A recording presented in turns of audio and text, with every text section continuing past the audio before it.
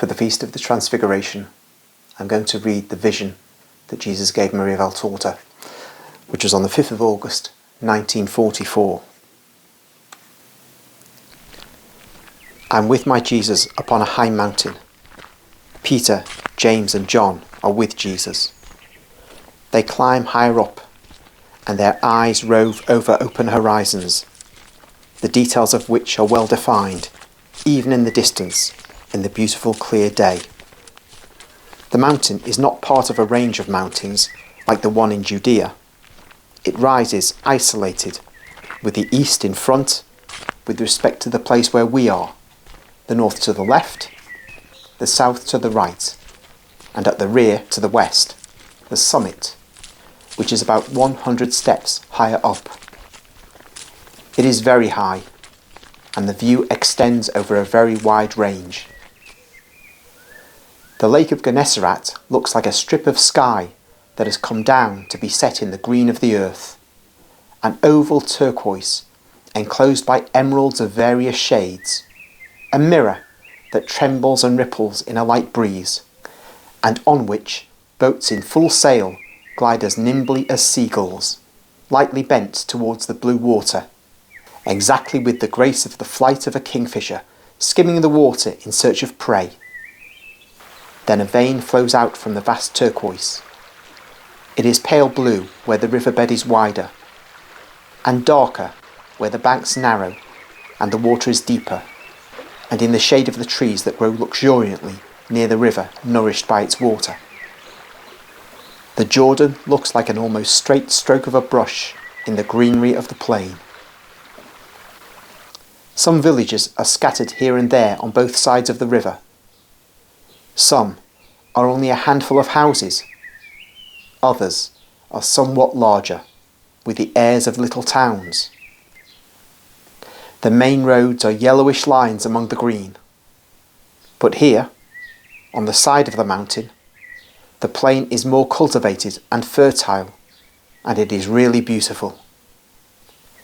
The various hues of the several growths are a more pleasant sight in the beautiful sunshine of a very clear day.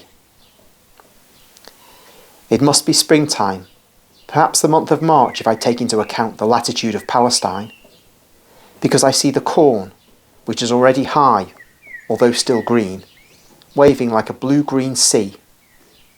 And I see the crests of the early fruit trees decorate this little vegetable sea with something like tiny white and rosy clouds, and meadows strewn with the flowers of the high hay, where grazing sheep look like piles of snow spread here and there on the green grass. Just a pause for a moment. We can contrast the barren nature of that part of the world, Israel, Palestine, today, compared to its lush nature 2,000 years ago. In fact, if we look in the Old Testament, we see how when some boys mocked Elisha for his bald head, a bear comes out and kills them. Well, bears couldn't live in an environment which had little vegetation. And in Jesus' day, which is centuries subsequent to Elisha's time, Israel is still lush and full of vegetation. In fact, somewhere in the poem of Man, God, Jesus describes how Israel will change, and that's part of the curse that falls upon the land because it killed God's Christ. But here we have a beautiful spectacle that's laid out for us in a very detailed way by Maria Valtorta. Continuing the narrative. Just near the mountain, on the low, short hills at its foot, there are two little towns, one to the south and the other to the north. The very fertile plain extends particularly and more widely to the south. Jesus, after a short rest in the cool shade of a group of trees, a pause which he certainly granted out of pity for Peter, who clearly has great difficulty in climbing, resumes going up. He goes almost to the top, where there is a grassy tableland, with a semicircle of trees near the side of the mountain. You may rest, my friends. I'm going over there to pray. And he points to a large stone, a rock that appears on the surface of the mountain, and is not near the slope, but it lies internally towards the summit. Jesus kneels on the grass and rests his hands and head on the rock, in the posture that he will take also when praying in Gethsemane. The top of the mountain protects him from the sun. The remaining part of the grass-covered clearing is in the bright sun as far as the bordering trees, where the apostles are sitting in the shade. Peter takes off his sandals, shakes off dust and grit, and remains barefooted, with his tired feet on the cool grass, almost lying down with his head resting on an emerald green tuft as a pillow. James does the same, but in order to be comfortable he looks for a tree against which he leans his mantle and rests his back. John remains sitting, looking at the Master, but the calm of the place, the fresh breeze, silence and fatigue overcome him also, and he droops his head and eyes. None of them are fast asleep, but they are in the state of summer drowsiness that stuns people. They are roused by a brilliancy that is so striking that it overwhelms the brightness of the sun and spreads and penetrates even into the shade of bushes and trees where the apostles are. They open their eyes and are astonished at seeing Jesus transfigured. He is exactly as I see in the visions of paradise. Of course, he has no wounds, and there is no banner of the cross.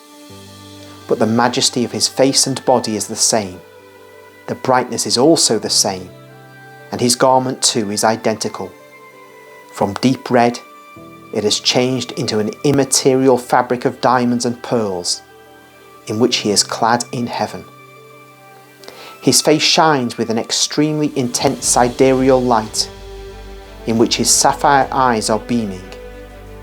He looks taller, as if his glorification had increased his height. I cannot say whether the brilliancy, which makes even the tableland phosphorescent, emanates entirely from him, or whether his own is mingled with the brightness that all the light of the universe and of heaven has concentrated on him. I can only say that it is something indescribable. Jesus is now standing.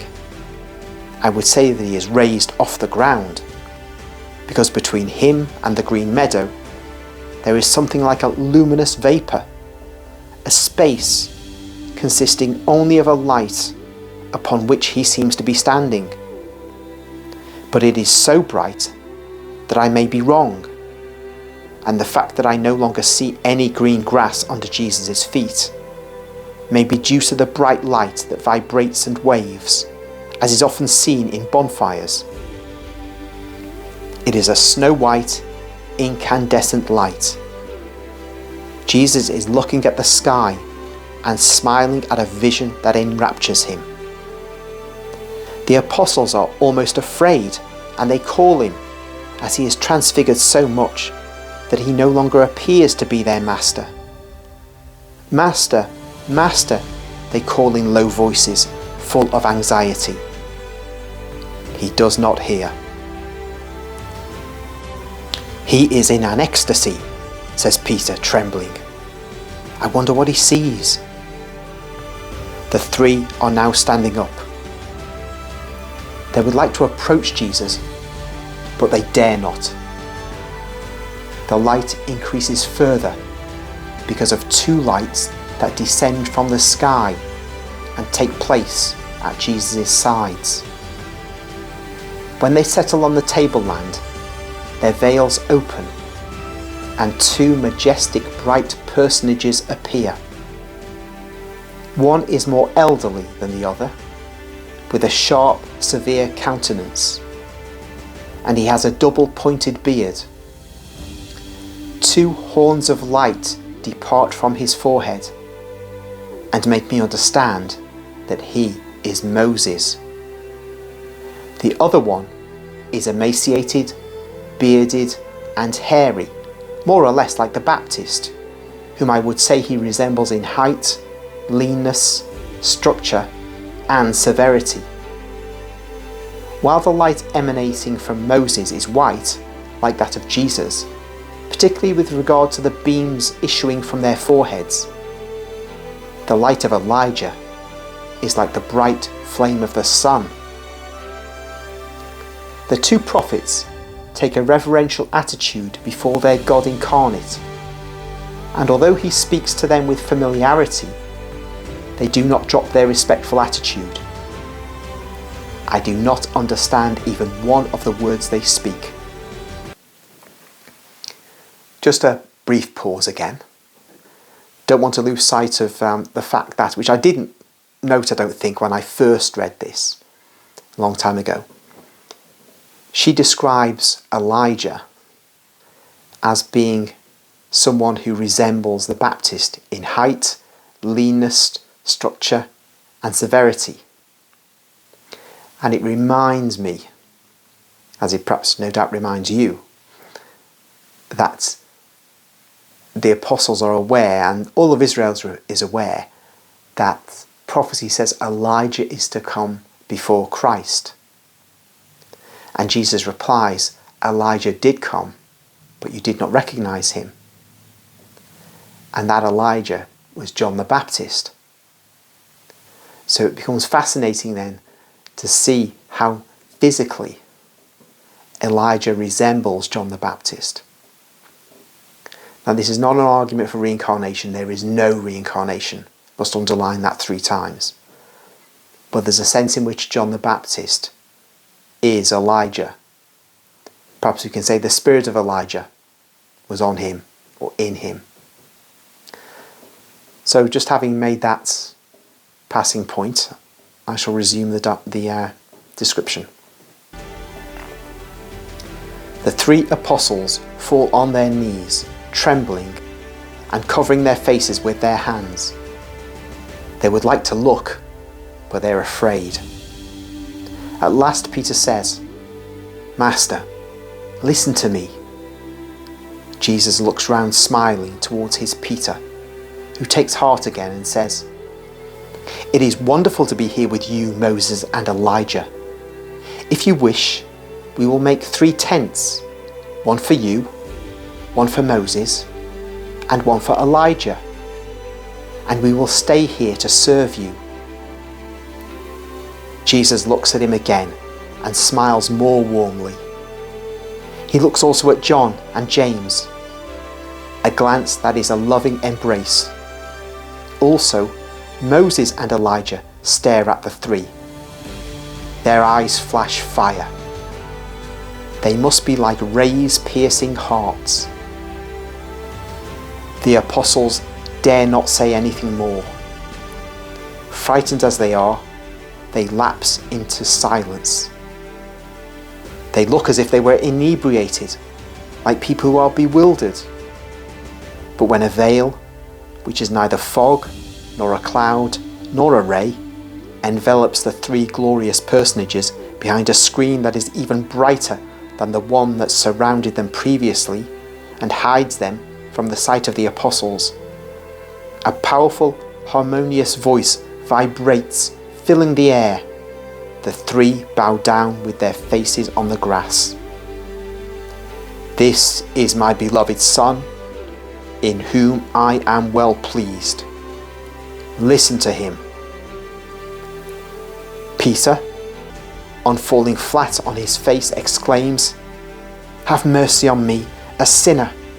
It is the glory of God descending. James does not utter a single word. John whispers with a sigh, as if he were about to swoon, The Lord is speaking. Even when there is total silence again, none of them dare raise their heads. Thus they do not even see that the light has come back to its natural state of daylight, and that Jesus is alone and has become the usual Jesus, wearing his red mantle. He walks towards them smiling, touches them, and calls them by their names. "Stand up, it is I. Be not afraid," he says, because the three dare not raise their faces and are imploring mercy for their sins, fearing that the Lamb of God wants to show them to the Most High. "Stand up now, I order you," repeats Jesus authoritatively. They look up and see Jesus smile. "O Master, my God," exclaims Peter, "how shall we be able to live near you now that we've seen your glory? How shall we be able to live among men and among ourselves, since we are sinners and we have heard the voice of God? You will have to live beside me and see my glory until the end. Be worthy of that, because the time is close at hand. Obey my Father and yours. Let us now go back among men, because I came to stay with them and to bring God to them. Let us go. Be holy, strong, and faithful in remembrance of this hour. You will take part in my greater glory. But do not speak now to anybody of what you have seen. Do not tell your companions either. When the Son of Man has risen from the dead and gone back to the glory of the Father, then you will speak, because it will be necessary to believe then to take part in my kingdom." Just another pause for a moment. We have Peter exclaiming, "O Master, my God." And this is a reminder or an echo of what St. Thomas will say later on after his doubts have been dealt with, after he puts his finger in Jesus' side. He says, "My Lord and my God."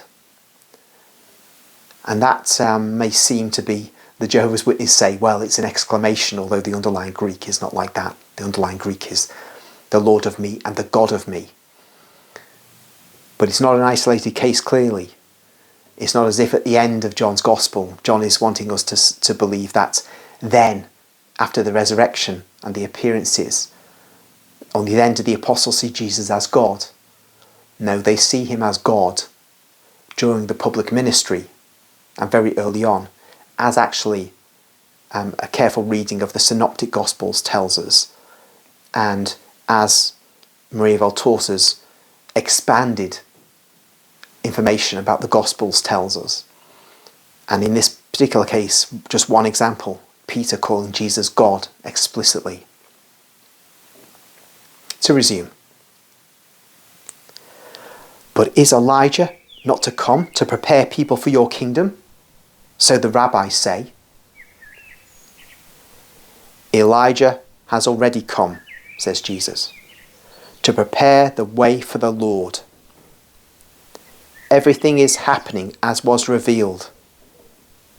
But those who teach revelation do not know and do not understand it. Neither do they see or recognize the signs of the time or the messengers of God. Elijah has come back once.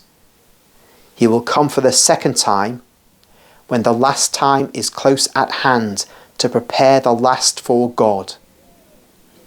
He now comes to prepare the first for the Christ, and men refused to acknowledge him.